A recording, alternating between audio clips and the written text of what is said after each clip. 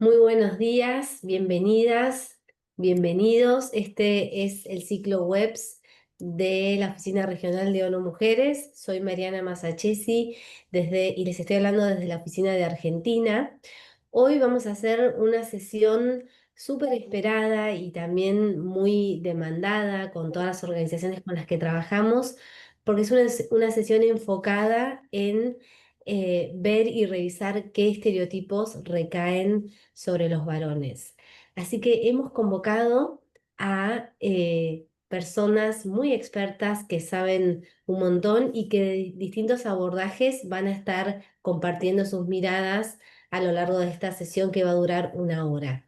Como siempre, les invitamos a que puedan poner de dónde se conectan, desde qué país, desde qué ciudad, si están trabajando específicamente alguna temática en relación a las masculinidades y por supuesto todas y absolutamente todas las preguntas y comentarios que tengan junto al equipo de ONU Mujeres, que acá nos acompaña Teresa Pérez del Castillo, que la conocen porque es quien coordina este ciclo de talleres, y también Juan Carlos Siller, que está detrás de escena haciendo todo el apoyo en comunicación. Les damos la bienvenida y les agradecemos que se hayan conectado esta mañana.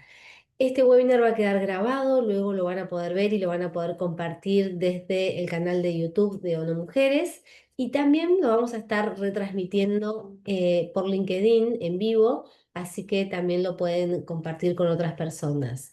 Estamos muy contentas porque tuvimos muchas personas inscriptas, más de 4.000. Eso quiere decir que es un tema que interesa muchísimo, y estamos muy contentas desde el capítulo argentino de la Alianza Sin Estereotipos poder acompañar esta sesión y hacer este conversatorio. Mientras ustedes van comentando en el chat de dónde se conectan, yo les voy a ir dejando una pregunta que nos pusimos de acuerdo con Ariel, con Valeria, con Mercedes y con Victoria, sobre qué es lo que hace que un varón sea varón. Si se animan a ir respondiendo esa pregunta o dejando sus comentarios, a lo largo de la sesión las vamos a ir recuperando. Bueno, y ahora sí les quiero presentar a nuestros panelistas. Les voy a hacer una presentación general y luego vamos a ir con cada presentación en particular. En primer lugar, les quiero presentar a Ariel Dorfman. Ariel es presidente de la Fundación Encontrarse, y Ariel va a hacer una introducción conceptual y un recorrido de cómo son las masculinidades que aprendimos. Vamos a tener una mirada súper crítica y de base para luego pasar a la presentación de Cantar, donde vamos a tener a dos oradoras. Vamos a tener a Valeria Durraza, que es Business Development Manager, y Mercedes Ruiz Ramos, que es directora de estrategia de marca. La presentación de Cantar va a estar enfocada en datos, investigación sobre paternidades y sobre cómo son las masculinidades hoy. Y luego, como siempre, buscamos tener un caso práctico, y va a estar la presentación de Victoria Belli. Victoria es Senior Brand Manager en Mondelez, y Victoria nos va a presentar un caso, la campaña Milka, y nos van a contar todo el recorrido que tuvieron como marca y los aprendizajes en relación a las masculinidades. Así que les dejo la bienvenida. Muchas gracias por conectarse, y Ariel, te paso la palabra. Bueno, hola, ¿cómo están? Buenos días, buenas tardes, no sé con qué usos horarios nos estamos encontrando. Un placer estar aquí, muchísimas gracias por la invitación a ONU Mujeres. Y la verdad que con un desafío más que importante, que es, bueno, el poder preguntarnos primero, y vamos a estar muy atentos a ver qué hace que los varones seamos varones, ¿no? Nos parece una pregunta muy importante, sobre todo pensando que la genitalidad empieza como a no ser suficiente, ¿no? O a no ser una cuestión excluyente como para poder pensar qué es lo que hace que un varón sea varón. Así que voy a compartirles una presentación y vamos a tratar de ir conversando también. No sé si ustedes lo pueden llegar a ver bien ahí. Me avisan, por favor. ¿Se ve bien? Ahí se ve bien, perfecto. Perfecto, bien, porque siempre hay un poco de demora. Bueno, lo primero que yo voy a tratar de conversar y de acercar, primero es preguntarnos si es una nueva masculinidad de lo que estamos hablando o son masculinidades que siempre estuvieron, que siempre existieron y que eran marginadas, que no eran reconocidas, que eran ninguneadas e incluso que eran sometidas por otros varones. ¿No? Es muy interesante poder empezar a ver que no es que vamos a descubrir la pólvora, por decirlo de alguna manera, sino que lo que vamos a hacer es redescubrir el entramado que existe en la identidad de los varones, como en cualquier identidad. Muchas veces nos hacen creer que las identidades son una piedra, ¿no? Dura, un dogma, y podemos confirmar que las identidades son un entramado, ¿no? Se parecen mucho más a nuestra huella digital, a ese entramado múltiple, que a una cuestión inalterable que jamás se puede plantear y que podamos nosotros definir de una vez y para siempre. Así que lo primero que quiero poner en tela de juicio es, quizás no son nuevas masculinidades, sino lo que vamos a recorrer son las masculinidades que siempre existieron y que no fueron las hegemónicas y que también son parte de la historia de los varones, ¿no? Voy a avanzar, no sé si llegan a ver ahí, denme un segundito, ahí está. La primera pregunta que tengo para hacer es, ¿hombres o varones? ¿No? En la historia hemos entendido al hombre como a la cuestión humana, ¿no? Y en esa cuestión humana generalizante, obviamente, han quedado las mujeres y las otras identidades totalmente marginadas. Y cuando hablamos de la historia de la humanidad, hablamos de la historia de los hombres. Y me parece que esto es lo primero que tenemos que empezar a decodificar y poder empezar a correr esto. Y todos, más allá de todo, estamos hechos también de palabras. Los seres humanos estamos hechos también de palabras, aparte de biología, historia, construcción. Y venimos de una tradición, más allá de creer o no en Dios, una tradición muy antigua que básicamente Dios, según la tradición que tenemos desde el Antiguo Testamento, desde Occidente, el hombre lo creó de una manera bastante particular. No chasqueó los dedos, no aplaudió, no mandó un rayo, sino que Dios dijo, hágase la luz y se hizo la luz. Dios dijo, y básicamente venimos al menos de una narrativa que construye con palabras. Y tenemos que tener esto como un valor más que importante, porque de lo que vamos a hablar es cómo construimos narrativas y cómo estas narrativas nos hacen. Somos lo que hacemos, lo que decimos y lo que nos dicen que tenemos que ser. Entonces, ¿qué nos hace varones? Y es una gran pregunta. Primero lo que nos hace varones es no ser mujeres. ¿Dónde aprendemos y dónde enseñamos eso? Porque esto es muy importante poder entender esta corresponsabilidad que tenemos todos en la crianza. Nadie nace sabiendo cómo es un varón, nadie nace sabiendo cómo es una mujer, sino que hay una manera en la cual enseñamos y aprendemos. Y la pregunta es, ¿dónde enseñamos y dónde aprendemos? En todos lados. Si les parece, les quería compartir un primer video muy cortito sobre cómo por ahí en la crianza aprendemos a ser varones, a vincularnos, y hay un modelo quizás que puede ser un poco alternativo. A ver si se escucha bien. Que no entiendo, Dani, es lo que te ha cogido con ese niño. No sé por qué no puedes parar de pelearte con él todo el rato. Porque me gusta. ¿Qué? Eso sí que no, cariño. Eso no puede ser. A la gente que te gusta no se le pega. Vale. Y a la que no, sí. Tampoco. Entonces, ¿a quién le pegas? Pues a nadie. Parece que hay un montón de maneras de enseñar sobre violencia, sobre vínculos, sobre amorosidad, sobre responsabilidad. Y esto tiene un trayecto, no me voy a ir muy atrás en la historia, podemos irnos muy atrás, me voy a ir un poquitito en la historia. Y fíjense cómo los tiempos, la política, la construcción se fue modificando, pero básicamente lo que se esperaba de nosotros los varones tanto no cambió, ¿no? En los 60 y en los 70 por ahí se esperaba revolucionarios, comprometidos, ¿no? Pero teníamos un perfil muy determinado. En los 80 había una idea de galán, de poder económico, todo esto siempre estuvo asociado, ¿no? No es que era una cosa o la otra, pero los tiempos, la política iban cambiando, pero las cuestiones de las responsabilidades sobre los varones se mantuvieron más o menos iguales. El machismo es una plastilina que se adapta al tiempo presente. Es un contingente, no es una situación marginal del sistema. Entonces tiene la posibilidad de poder adaptarse. Entonces a mí me gustaría empezar a pensar en la construcción de la memoria y la historia de determinadas cuestiones. Entonces yo les quería proponer que empecemos a pensar en la construcción de la masculinidad como, bueno, la historia de los varones en algún punto es la historia del poder. Es la historia del poder. Esto significa cómo nos hemos relacionado con el poder, cómo lo hemos ejercido. ¿Esto significa que las mujeres no pueden ejercer el poder? Por supuesto que sí. De eso se trata. Pero ¿de qué poder se trata? ¿No? La historia por ahí nos hace pensar en cuando pensamos en las mujeres en la historia del amor, de ver qué entendemos por amor, cómo se relaciona, cómo son esos vínculos.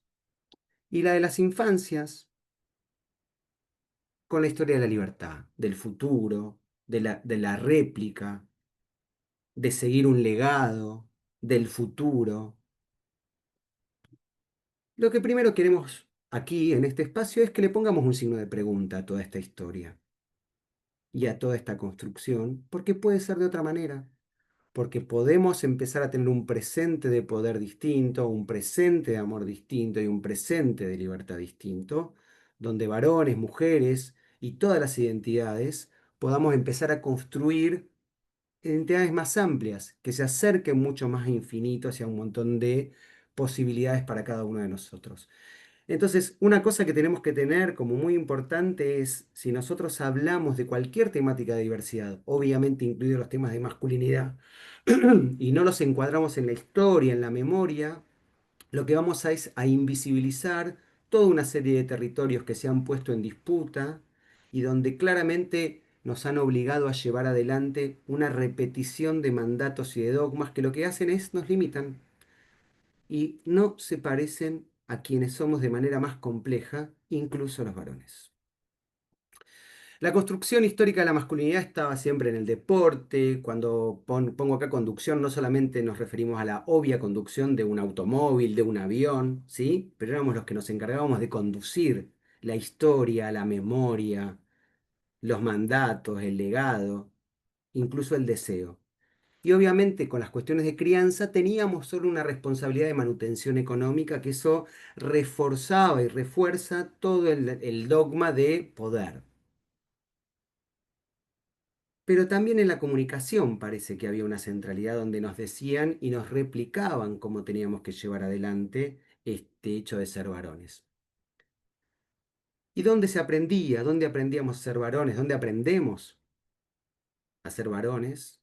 Obviamente en las familias, en la escuela, el Estado, el mercado. Nos enseña todo el tiempo a cómo ser varones. Lo que primero tenemos que demostrar es qué cosa no éramos.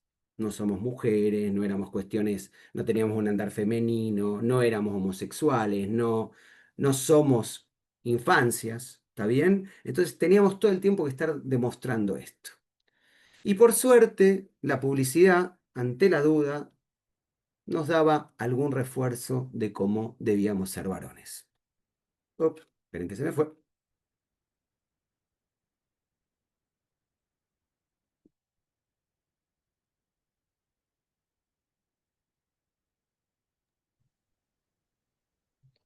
No tengo el audio yo. No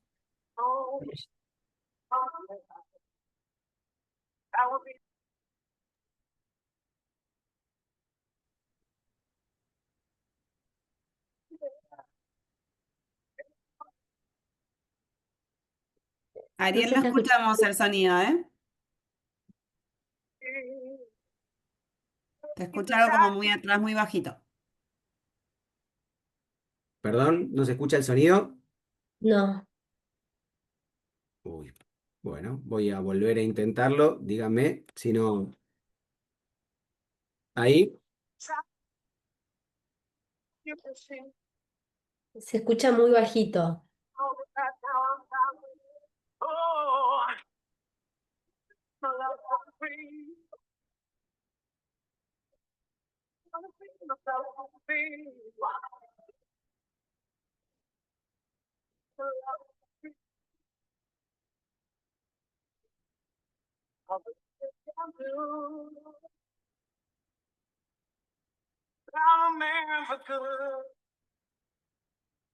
Bien, perdón, se escuchaba medio bajito, em, pero no sé si podían ver todos los mensajes con toda la claridad que nos implicaba, ¿no? La sexualidad, el manejo, la conducción, el rol que tenían las mujeres que estaban al lado, ¿no? Que era el de cuidado, ¿no?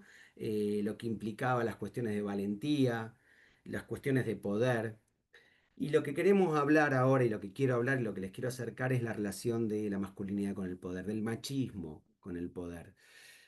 Como les venía diciendo, el machismo es un contingente de la sociedad en la cual estamos viviendo. Yo creo que en las sociedades en las cuales viviendo no hay posibilidad de no serlo. Sí podemos estar observando estas prácticas, estando atentos, intentando modelos alternativos que creo que hasta el día de hoy no estamos pudiendo lograr.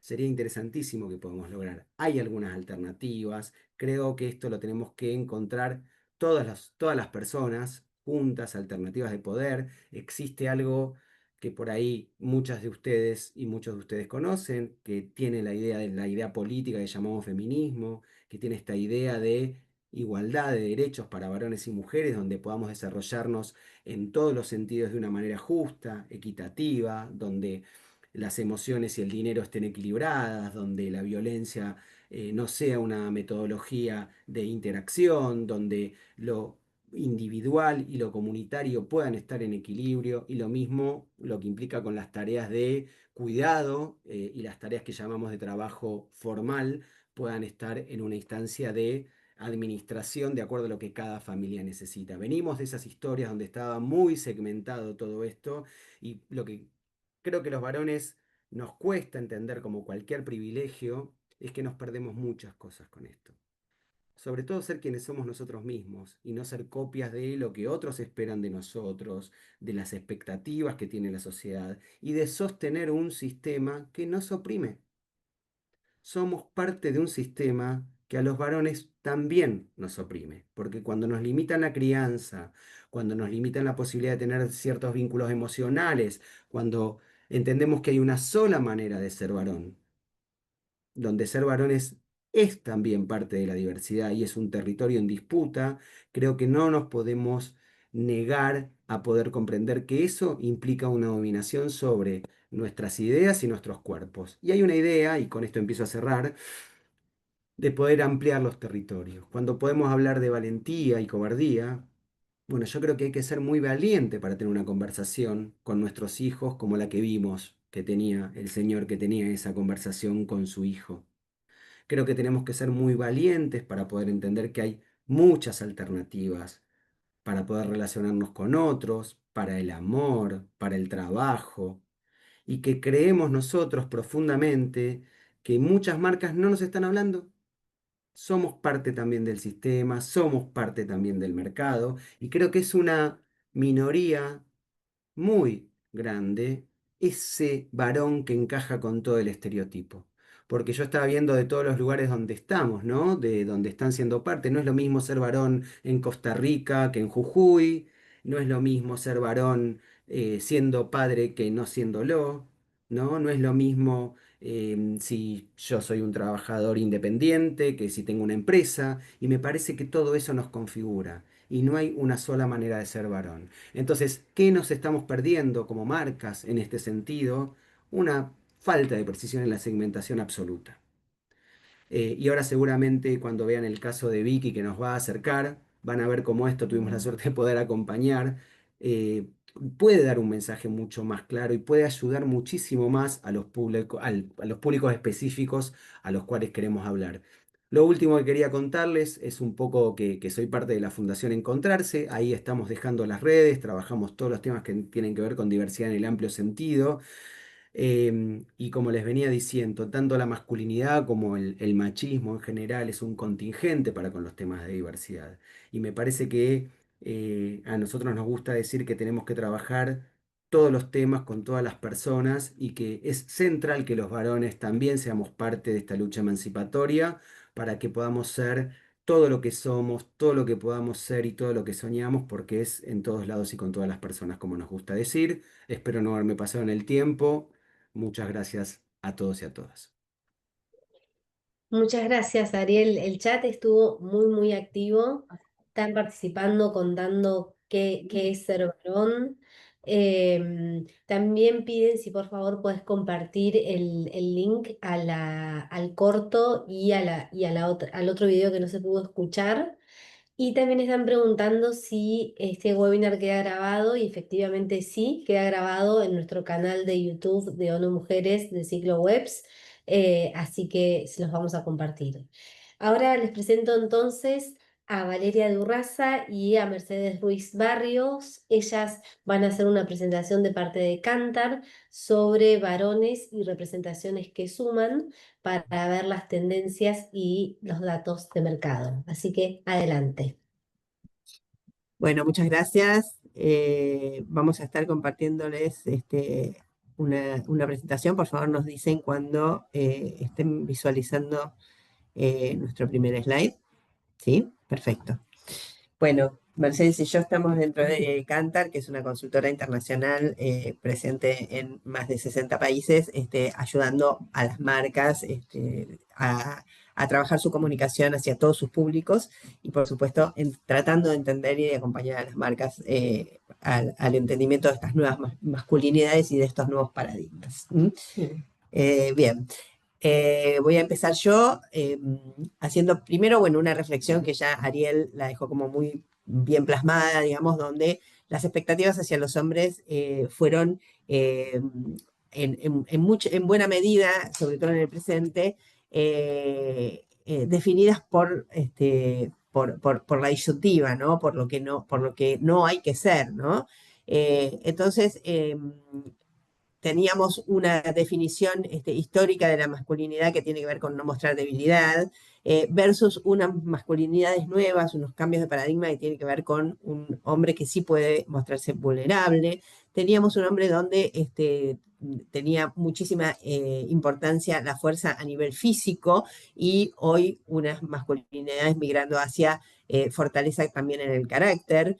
De dónde venía la confianza, cómo transmitía confianza a un hombre hasta ahora o hasta hace poco, mucho desde el aspecto, desde la manera de expresarse, mientras que hoy la confianza está mucho más en cómo se sienten consigo mismos, con su trabajo, cómo son como parejas, como madres, como padres, como amigos.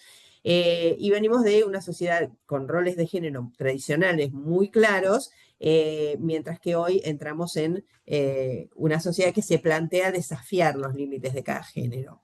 En este contexto, una cosa que hicimos desde Cantar, donde mucha de la información que compartimos con las marcas tiene su origen en encuestas en población general, en consumidores, es a partir de una encuesta a 1000 casos de muestra poblacional, lo que fuimos preguntando es, bueno, ¿quiénes son los responsables de las tareas en su hogar? Y tenemos discriminado lo que respondieron los hombres y lo que respondieron las mujeres. Lo que nos vamos encontrando y vamos viendo ahí ya los cambios de paradigma, el camino que se está cubriendo, es que hay un 94% de los hombres que dicen, se declaran, se perciben, que son responsables en alguna medida de algunas de las tareas que corresponden al hogar. Por supuesto, también las mujeres lo son en similar medida. También es interesante, aparece un segmento que supera el 30% en el caso de hombres, que se declaran ser los únicos responsables de las tareas del hogar, ¿no? Esto ya sea por que se trate de personas que viven solas o por la situación familiar de la que se trate. Hay un tercio de los hombres que están diciendo, me hago cargo de las tareas del hogar y solo yo soy el responsable. Dentro de las mujeres es similar el segmento que es responsable. Y luego, por supuesto, complementariamente, hay aproximadamente un 60%, tanto entre hombres como en mujeres, que dicen, soy responsable de las tareas del hogar, pero es una responsabilidad compartida con otros dentro de mi casa. Un dato interesante es cómo en determinado grupo de mujeres va a aparecer con mucha mayor fuerza el ser las únicas responsables de las tareas del hogar. ¿Entre quiénes pasa esto? Mujeres que tienen de 40 años en adelante o en las mujeres que tienen hijos. Cuando hacemos una segmentación, nos encontramos que esta declaración de ser las únicas responsables de las tareas del hogar adquiere una dimensión mucho más grande en esos dos segmentos, y esto va a ser algo consistente en otros datos. Luego preguntamos específicamente por algunas de las tareas típicas que se realizan en cualquiera de los hogares, como las compras, la limpieza, la cocina, el lavado de ropa, la atención de los hijos y la ayuda con sus tareas, o las mascotas. Lo que nos vamos a encontrar allí es un primer dato, por ejemplo, donde vemos que cuando hablamos de las compras, el rol de los hombres aparece como más claro, más definido. Hay un 93% de hombres que dicen que se hacen cargo de las compras en su casa, y llega al 34% el segmento que dice ser el único responsable de las compras en el hogar. En el resto de las tareas vamos a ver que la responsabilidad de los hombres es un poco menor, y que el ser el único responsable también es bastante menor. Aún así, bueno, siempre en casi todas las tareas nos seguimos encontrando con que como únicos responsables es mucho más frecuente encontrar a las mujeres que a los hombres como únicos responsables, ¿sí? Aquí al costado destaco ahora un dato que atraviesa a los distintos tipos de tareas, y es que vuelve a darse ese patrón que veíamos en el gráfico anterior, donde cuando vamos al segmento de mujeres de más de 40 años, el ser únicas responsables crece de manera sustancial. Y lo mismo pasa cuando aislamos al grupo de mujeres que tienen hijos, es decir, la situación, digamos, de pertenecer generacionalmente a las mujeres de más de 40 o de estar en un hogar donde hay hijos, tiende a volver a cargar, digamos, mucho más fuertemente el rol de ser única responsable de muchas de estas tareas en las mujeres. El otro dato interesante que encontramos es los hombres, así como en las compras tienen un rol claramente activo, empieza a decrecer un poco más en tareas como la limpieza y la cocina, pero igualmente aparecen muy presentes, por lo menos desde la declaración, hombres involucrados en esas tareas. Empieza entonces sí a achicarse más cuando vamos a lo que tiene que ver con el lavado de ropa, y la tarea donde menos involucramiento declaran los hombres en esta encuesta es justamente en las tareas que tienen que ver con los hijos. Es también donde son en menor medida los únicos responsables, pero también donde menos se están involucrando. Se están involucrando incluso más en tareas vinculadas con las mascotas que con los hijos. Luego, dentro de la misma encuesta, cubrimos algo que es muy, muy útil como metodología, que es mostrarle a las personas que responden una frase y pedirles que nos declaren en qué medida están de acuerdo con esa frase, ¿no? Con una escala que va desde estoy muy de acuerdo o algo de acuerdo, y finalmente estoy en desacuerdo, muy en desacuerdo, totalmente en desacuerdo. ¿Qué nos encontramos entonces con el nivel de acuerdo con esta frase? Actualmente los hombres se involucran más activamente en la crianza de sus hijos. Por un lado, el primer dato arriba que dice total, estamos viendo que tanto hombres como mujeres tienden a estar muy de acuerdo, muy mayoritariamente de acuerdo, 81% o 89% están de acuerdo con esta frase. Es decir, actualmente hay un cambio, no es lo mismo que antes. Los hombres hoy se están involucrando más, y acá estamos de acuerdo casi todos. Sin embargo, si vamos al grupo de mujeres, por ejemplo, donde tenemos un 81% que está de acuerdo, vemos que nos queda todavía un 20% de mujeres que no están de acuerdo con esta frase, porque entonces evidentemente no lo están percibiendo, no lo están vivenciando. También nos encontramos con el dato interesante de que cuando vamos al segmento de menos de 40 años, se marca mucho más una diferencia entre la percepción que tienen los hombres y las mujeres, y se vuelve mucho más ácida la percepción de las mujeres, consistentemente con eso que veíamos ya en los otros gráficos. Dentro de las mujeres de menos de 40, el 30% dice esto no es así. Si bien el 70% está de acuerdo, es grande el porcentaje que está en desacuerdo. Mientras que en los mayores de 40 años hay más unanimidad y mayor nivel de acuerdo. También fuimos con otra frase que dice, actualmente padres y madres dedican el mismo tiempo al cuidado de los hijos. Acá, primer dato es, claramente hay niveles de acuerdo mucho menores que con la frase anterior. Si nos vamos al punto más ácido, nos vamos a encontrar a las mujeres de menos de 40 años, donde más de la mitad está en desacuerdo con esto. Y se reparte, digamos, donde hay un 49% que sí está de acuerdo. Pero después, lo otro interesante es cómo acá se marca muchísimo más el gap entre hombres y mujeres. O sea, mientras hay algunos hombres que están diciendo, sí, sí, esto está pasando en la actualidad, son muchas menos las mujeres que nos dicen esto está pasando en la actualidad. Esto nos habla, entonces, de alguna manera de el gap percepción-realidad. Siguiendo, tomamos otras 3 frases que nos ayudan de algún modo a mostrar que este camino es un camino del cual todavía falta mucho.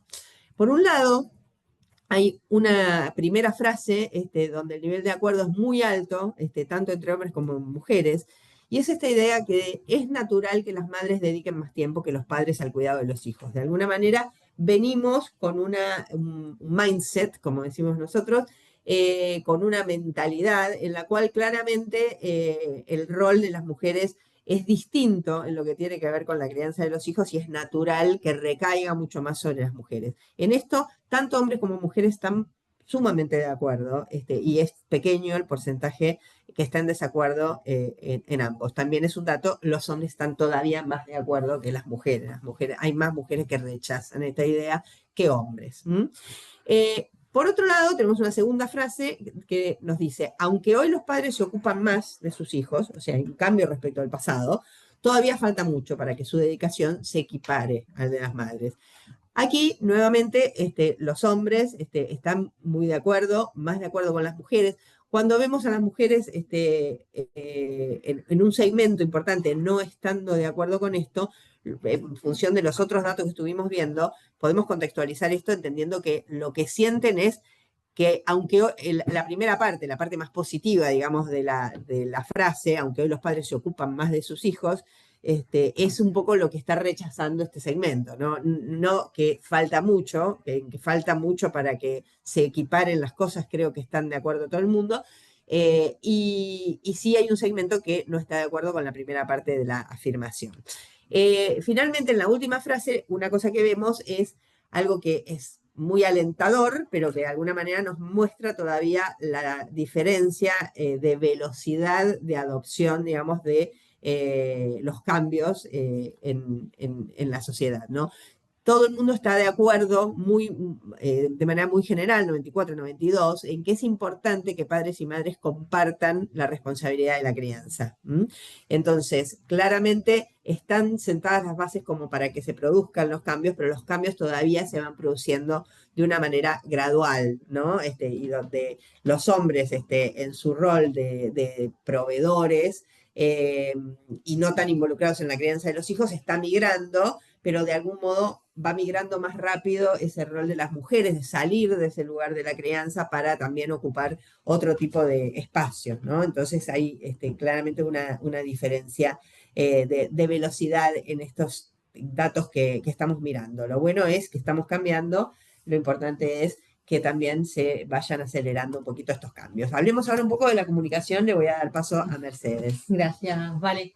Sí, respecto a lo que es la comunicación y el posicionamiento de las marcas, y algo que ya lo fueron mencionando previamente, encontramos, esto es data mundial de los estudios trabajados por Kantar, la métrica de género sin estereotipos, tomando qué sucede con la masculinidad, vemos que fue creciendo en su nivel de representatividad de la prepandemia al eje del 2021, ¿no? En la apenas pospandemia, pero que volvió a bajar, ¿sí? Si bien no llega a los niveles más bajos que estaban en la prepandemia, pero como que no estuviera sosteniendo lo que sucedía con con trabajar sin género.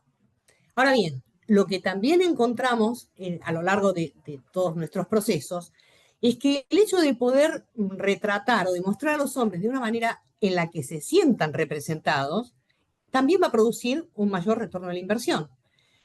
Si nosotros tomamos, digamos, hay métricas claves con las cuales nosotros involucramos siempre cuando estamos haciendo nuestros estudios en publicidad y en marca, y trabajando con brand equity, en la medida en que estén representados vamos a encontrar que hay un crecimiento, un impacto totalmente positivo en lo que es al demand power. Gracias, Valeria, por el punto. Y al mismo tiempo, un incremento mayor también en lo que tenga que ver la predisposición a la compra en el corto plazo. Es decir, genera además un rédito para las marcas el hecho de poder involucrarlo. Bien. Ahora, también con qué nos encontramos. Le escuchábamos a Valeria recién viendo la participación de los hombres en las compras de los productos cotidianos del hogar. Y sin embargo, cuando estamos viendo cuál es el target con el que trabajan las comunicaciones, las distintas marcas, vemos que en todo aquello que tenga que ver con artículos masivos, cuidados para el bebé, cuidados para el hogar, ¿sí? Realmente están más a foco aún en las mujeres. No hay una inclusión de esta masculinidad, ¿sí?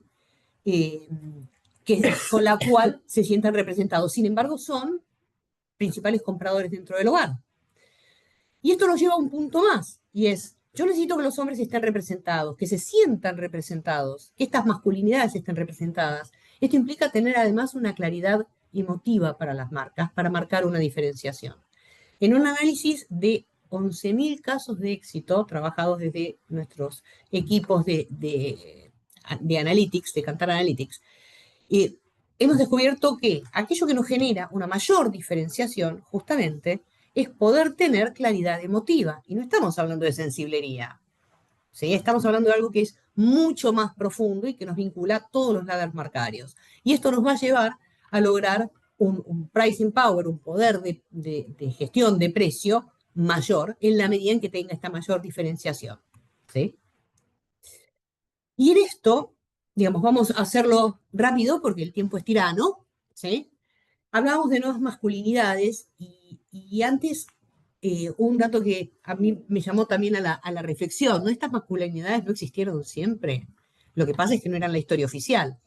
Entonces, esto está analizado con un marco analítico que nosotros trabajamos en Kantar, está basado en la teoría de los arquetipos, no en los estereotipos, y nos va a generar dos grandes ejes que están vinculados con lo que son las necesidades humanas universales, ¿sí? Aplica a todos los géneros. Y ahora lo vamos a ver desde las masculinidades. Acá tenemos dos ejes que los podemos ver como si fueran energías. Un eje vertical. En la base voy a tener aquello que tenga que ver con el cuidado, con la disciplina, ¿sí? Con un tema de control. Y el eje vertical en la parte superior, con lo que tenga que ver con una energía más alta, más de exploración, más de aventura.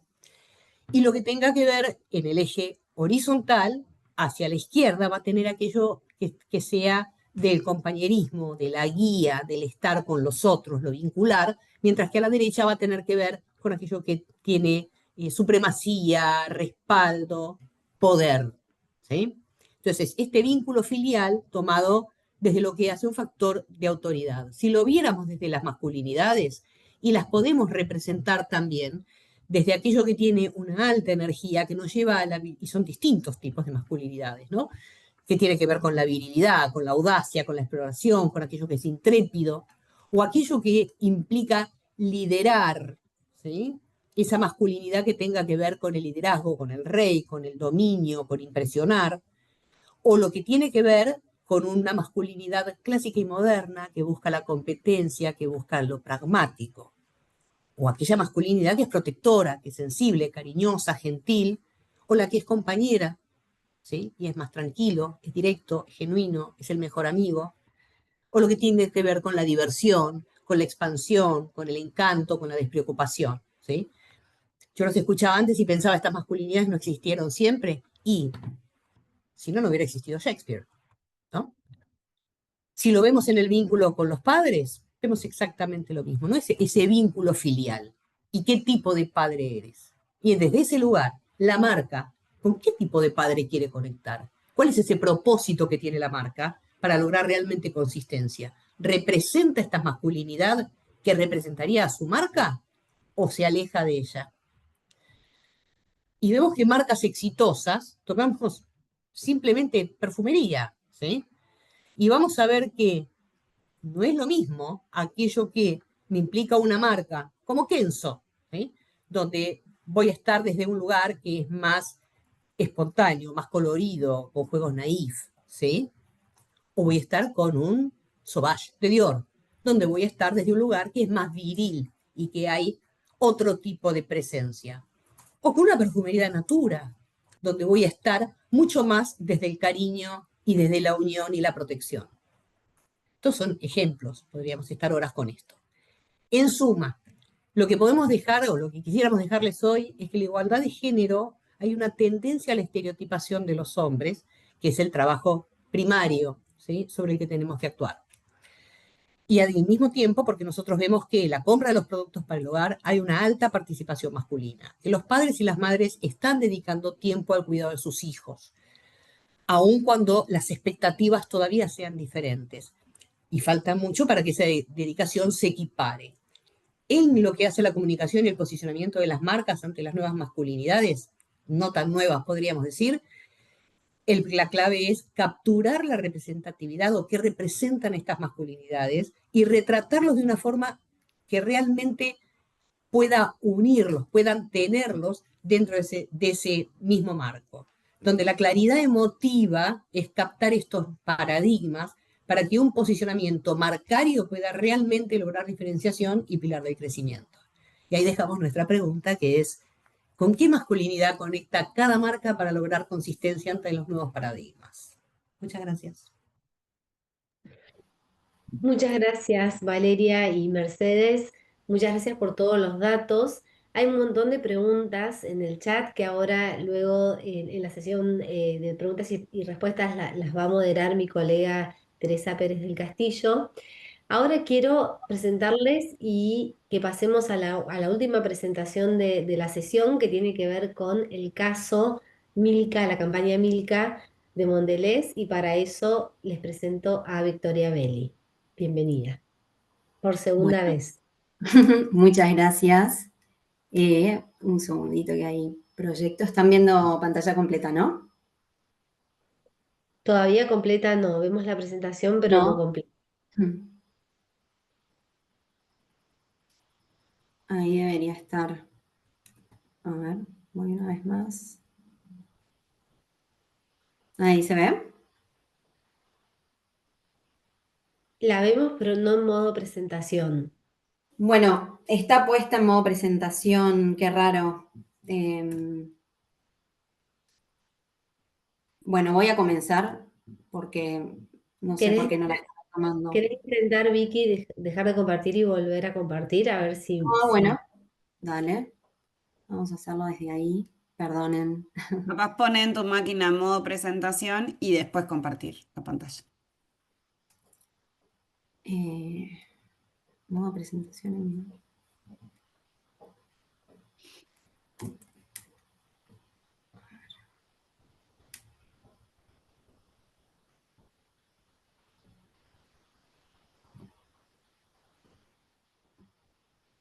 Ahí va. Perfecto. Buenísimo. Bueno, superados estos minutos de tensión, me presento. Yo soy Victoria, brand manager de chocolates de Mondelez, entre otras cosas. Y bueno, el caso que les traemos hoy data de periodo pandemia en lo que tiene que ver con sus orígenes, ¿no? Y antes de comenzar con la exposición, me gustaría primero mostrarles de qué fue la campaña. Simplemente 2 segundos de contexto. Pascuas 2020 cayeron en abril. 15 días antes había comenzado la cuarentena. Por ende, eso significaba un riesgo grande para el negocio y tuvimos que salir a activar con nuestra marca Milka rápidamente para ver de qué manera podíamos generar esa conversión a venta, que por todo lo que tenía que ver con las restricciones de movimiento se vio bastante como complicado. Así que salimos con la siguiente campaña que les voy a mostrar ahora. En estas Pascuas, lo más importante no son los huevos de chocolate. Esta vez lo más importante es seguir dándolo todo desde casa. Dando todo para hacer bailar al barrio desde el balcón. Transformando edificios en gimnasios y monoambientes en playas. Haciéndoles saber a los nuestros que estamos juntos. Y a los que se la están jugando, que no están solos. Sigamos dándolo todo desde casa, que de los huevos de chocolate nos encargamos nosotros.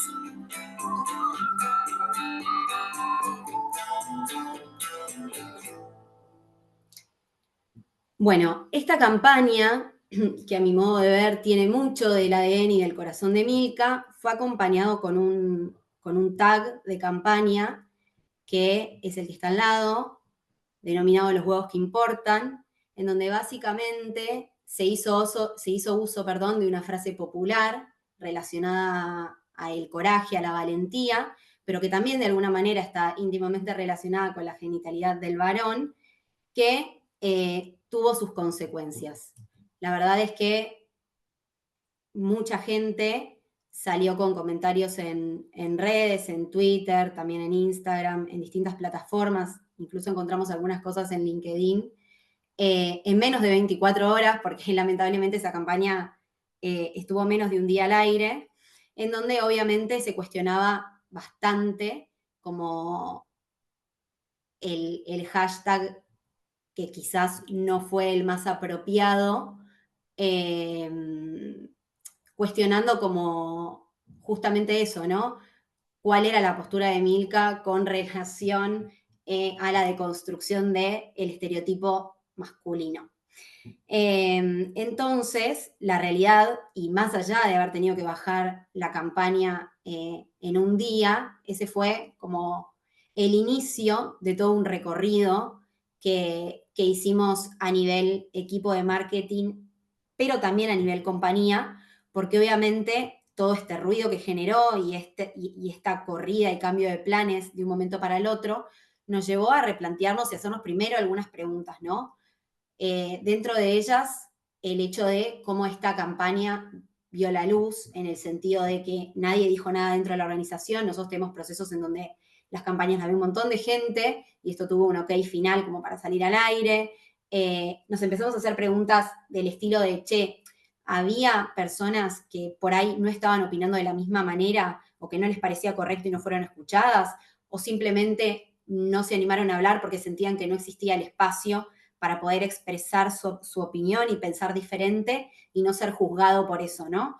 Entonces, la verdad es que todo este tipo de preguntas nos llevaron a como revisar la manera en la que estábamos trabajando, puertas para adentro, como equipo. Siempre cuento, cuando cuento este caso, como mi experiencia personal, ¿no? Pero yo en ese momento no trabajaba para Milka, pero sí ya estaba en el equipo de chocolates, hace 2 meses en la compañía, y yo la verdad no me animé a opinar. Entonces, me pareció en su momento y me sigue pareciendo hoy en día como súper válida, como toda esta revisión y de alguna manera mea culpa que se hizo a nivel equipo, pero que llegó más lejos, ¿no? Porque lo que empezó como algo del equipo de chocolates, que se amplió y se derramó y extendió el equipo de marketing, también terminó con una asociación, con la Fundación Encontrarse. Ahí es cuando conocimos a Ari y empezamos a trabajar en todo lo que tiene que ver con la diversidad e inclusión, no solamente con relación a las masculinidades, sino en su sentido más amplio, pero obviamente integrándolo. Y desde ahí es que nacieron un montón de capacitaciones institucionales para toda la compañía, las cuales hoy, 5 años después, seguimos teniendo, y también algunas más ad hoc en términos de comunicación para todo el equipo de marketing en relación a la diversidad. Y esto, cada equipo se lo fue llevando como a su quintita y cada marca también. Y desde Milka un poco el trabajo que empezamos a hacer fue, ok, como ¿cuál es la forma de hablar sobre diversidad e inclusión y de poder abordar estos temas que no nos queden lejos como marca, ¿no? Que no nos queden como desconectados? Porque obviamente que son temas sensibles y las marcas tienen que tener un punto de vista desde su ADN y desde su esencia. Entonces partimos del propósito de Milka, que es como el corazón de nuestra marca, que fue y sigue siendo de inspirar más gestos tiernos. ¿Y qué son los gestos tiernos para Milka? Son esos gestos que definimos como conexiones personales, íntimas, uno a uno, espontáneos, desinteresados, que no tienen ningún fin a cambio, que nacen desde el corazón, que son muy genuinos. Y es esa ternura que se manifiesta en vínculos cercanos, que puede ser desde tu familia, amigos, pareja, pero también compañeros de la universidad o del trabajo, dependiendo del momento vital de tu vida. Pero esos vínculos como cercanos, ¿no? Y a la vez esos gestos tiernos, que es algo chiquitito, no tiene que ser nada grandilocuente, sino quizás un pequeño gesto que puedes tener por el otro que le puede cambiar el día. Entonces, desde esta base, que para nosotros era como la base fundacional y el pilar sobre el cual queríamos construir nuestro punto de vista y nuestra mirada sobre la diversidad e inclusión, es como encontramos que deconstruyendo como los estereotipos que conforman estos vínculos, podía llegar a ser un abordaje sólido para la marca. Y es desde ahí que a lo largo de los años fuimos trabajando en toda esta mirada, cómo llevarla desde la teoría a la práctica, y llegamos a lo que fue la campaña de Milka del 2023, que ahora también la quiero compartir con ustedes. Cuando estés mal, cuando estés solo, cuando ya estés cansado de llorar, no te olvides de mí, porque sé que te puedo estimular. No pienses que estoy loco, estoy comunicado con todo lo demás, por eso cuando estés mal, cuando estés sola, cuando ya estés cansada de llorar, no te olvides de mí, porque sé que te puedo estimular. Estamos a un Milka de distancia. Milka, el sabor de la ternura.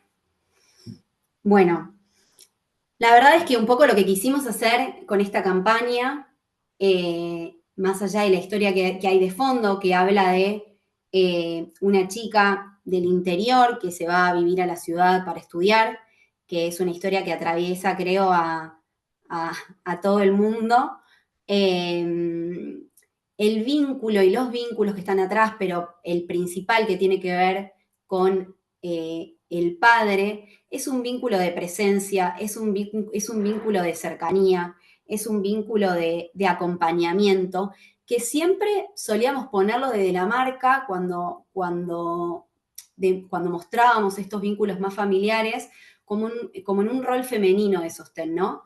Y la verdad es que testeando estas ideas creativas, sacamos como mucha información muy jugosa al respecto de que ese rol lo puede ocupar cualquier padre, madre, sin importar el género, porque es algo más actitudinal, algo que sale del corazón, algo emocional, que viene desde el amor, desde la ternura, que traspasa, ¿no?, una definición de hombre o varón.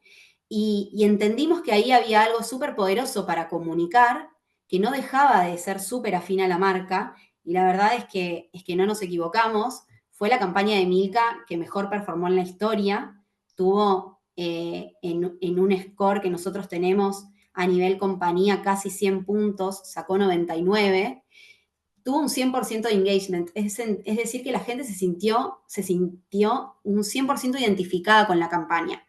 Les generó mucha afinidad, y no solamente por el hecho de verse identificados con alguno de los personajes, sino como un reflejo al final de lo que creemos como sociedad, ¿no? De, che, este vínculo y esta relación es algo que pasa en el día a día, y está buenísimo que lo hayamos llevado a la tele, de alguna manera, ¿no?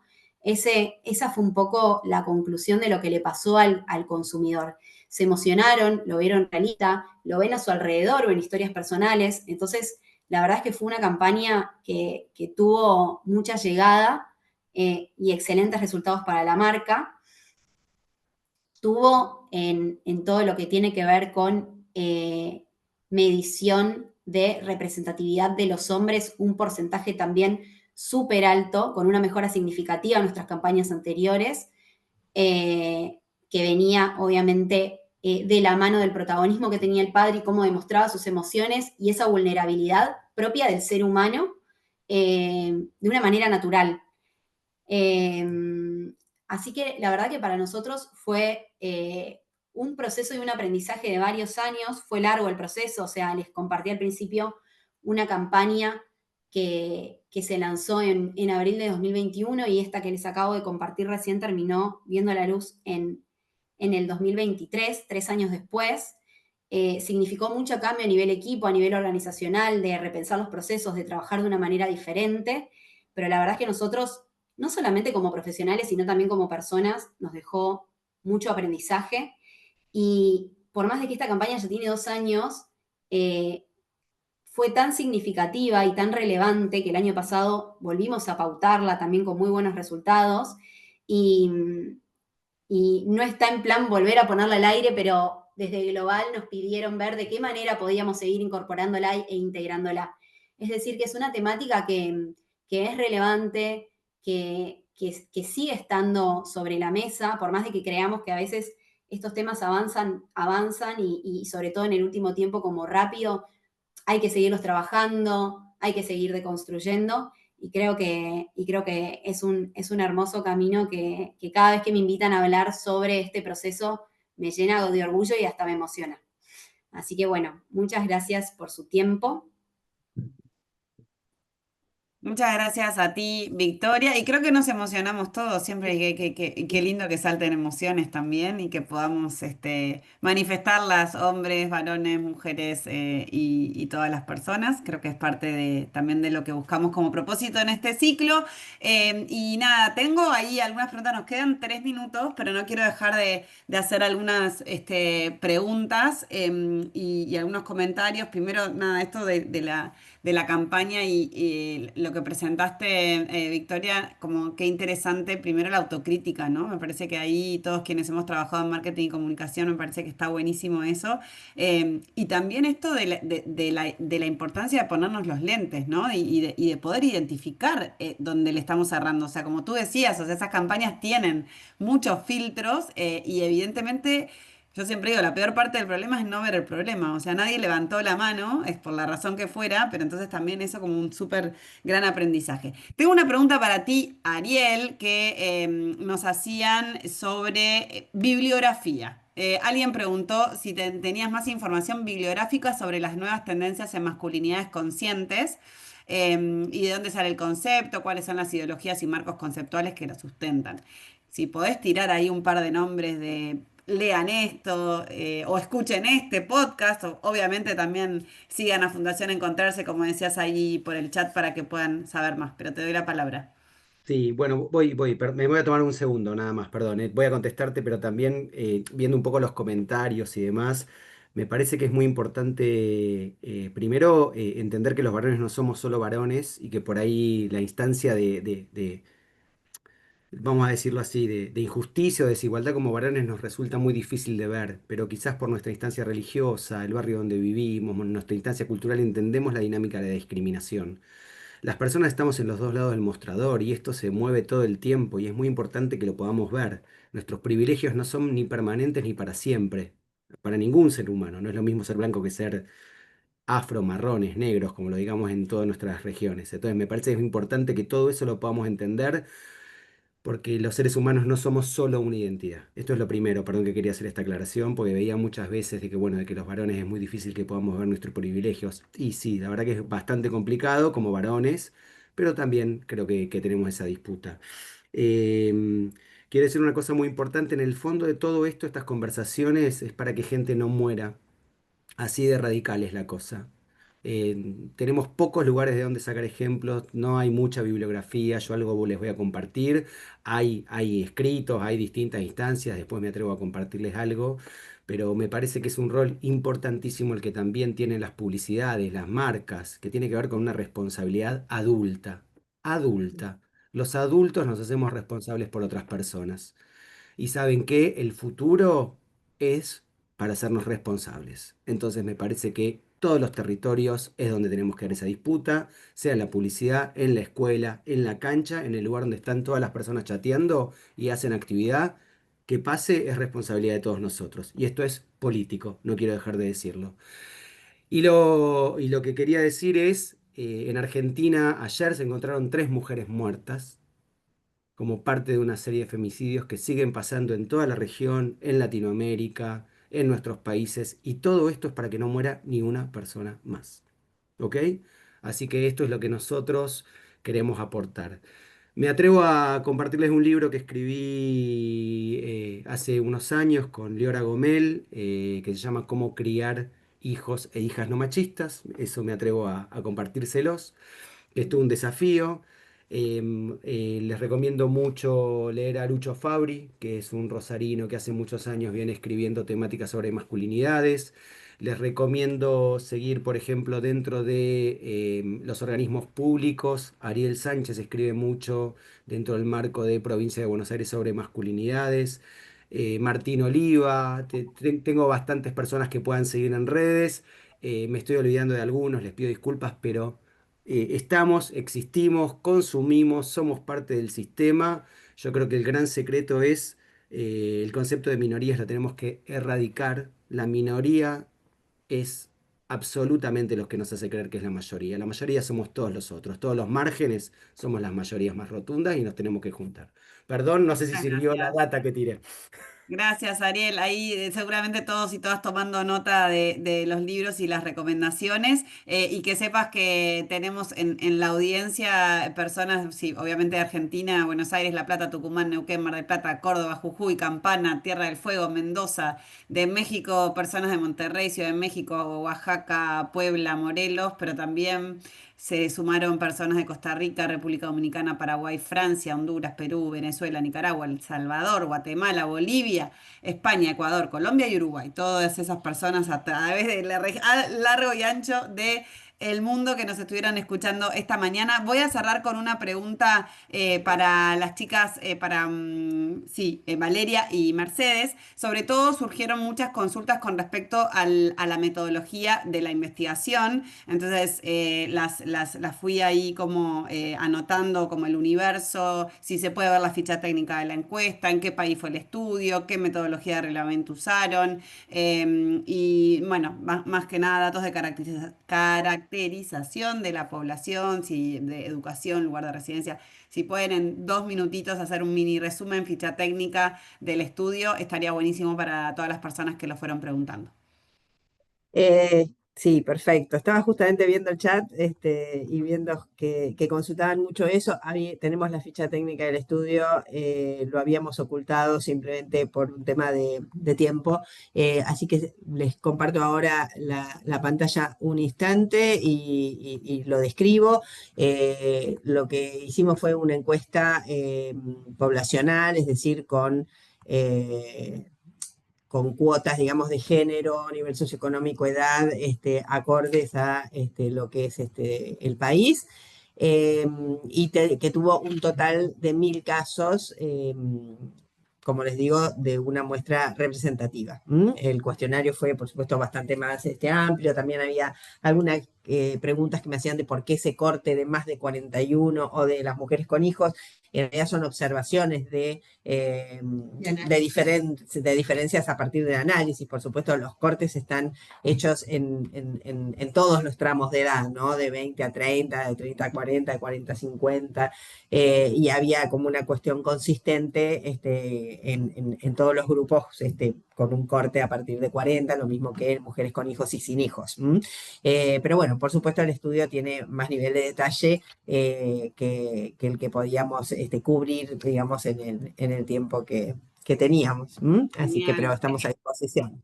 Buenísimo, muchísimas gracias. Entonces, con esto vamos a ir cerrando. Dos recomendaciones más dejaron por ahí en el chat. Pelica, a mí me encanta cuando la gente se cuelga. Teníamos más de 500 personas en línea, más todas las personas que estaban en el LinkedIn.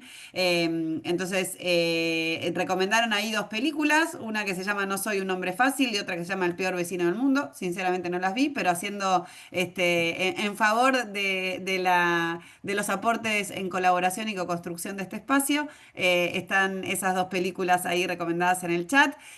Simplemente recordarles que esto es parte de un ciclo que tenemos todos los últimos jueves de cada mes, a esta misma hora en este mismo canal, así que están invitados para los que nos quedan de acá a fin de año. Es el ciclo Webs que queremos promover, que más empresas estén cerca de los principios para el empoderamiento de las mujeres, Webs por su sigla en inglés. Pueden enterarse de todo lo que hacemos en ONU Mujeres en nuestras redes, @ONUMujeres, en LinkedIn, en Instagram, en Facebook y en ex Twitter. Así que por ahí estamos en las novedades, en las preguntas que tengan, en las consultas que nos quieran ir haciendo. Y último, pero no por eso menos importante, la grabación de de esta sesión y de todas las anteriores, o sea, Ciclo Webs tenemos desde el año 2022.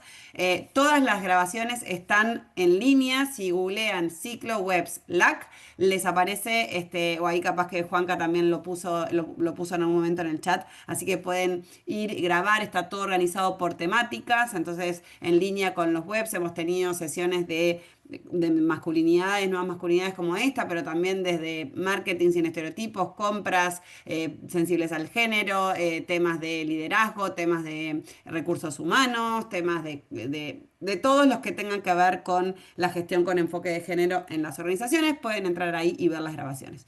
Sin más, tengo 41 mensajes en el chat que no los vamos a leer ahora, pero sí nos guardamos el chat para cualquier cuestioncita que haya quedado pendiente. Gracias Ariel, gracias Valeria, gracias Mercedes, gracias Victoria y gracias Mariana, que se sentía mal y por eso yo entré acá a darle el salvataje, porque para eso estamos. Si no vivimos para servir, no servimos para vivir. Con ese mensaje, hasta la próxima y muchas gracias a todos y todas que participaron por ahí. Chau, chau. Gracias, Juanca. Muchas gracias, un placer, ¿eh? Gracias. Chao, chao. Chau, saludos.